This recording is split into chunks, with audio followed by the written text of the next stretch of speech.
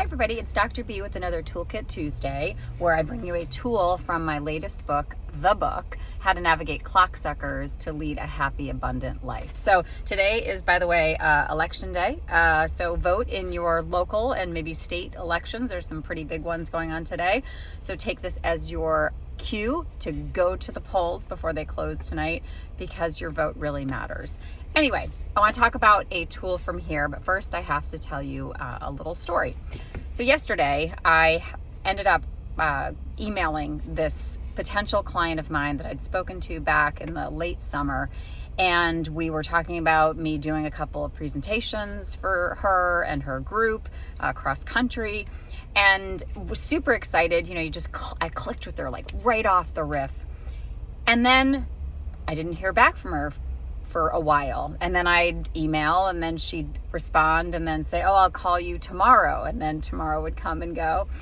And so I started thinking, like, I know she liked me and she was super interested in what I had to offer her group, and we were trying to like brainstorm ways to make that happen and for her to fund my fee and like all these things. Anyway, so I just kept emailing and I wasn't getting any response. So yesterday I just emailed her. I was like, listen, I'm sorry. Maybe I'm bugging you. I don't think I'm reading the room wrong, but give me a call. I'd love to talk with you. So then I didn't hear back from that email. So I called her. I just called her and I left a message in my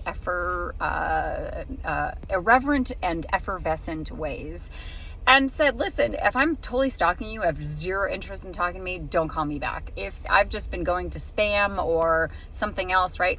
Anyway, we end up speaking yesterday afternoon, and I'm going to her group in January.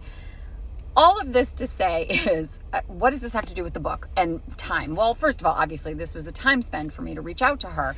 However, it was about cognitive distortions, because so often, and I can tell you in past iterations of me, I would have taken that so personally. I would have thought, boy, I was wrong. I read the room wrong. She didn't really like me. I am annoying. And maybe I am.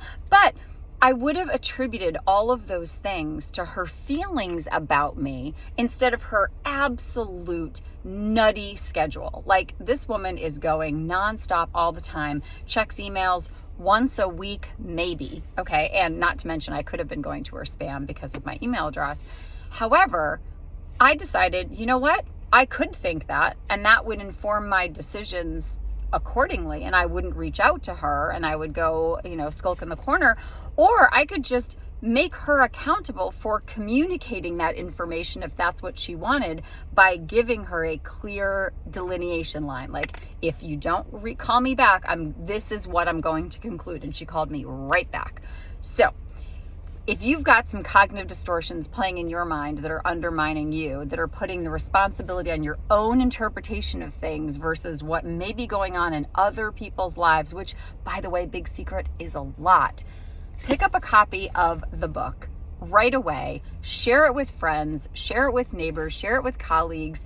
Invite me in for a presentation on so many of the tools that are in here that will change your life and the way that you experience and spend and invest your time here. It's short, my friends. And hey, holidays are coming up. Drop a couple in your Amazon cart.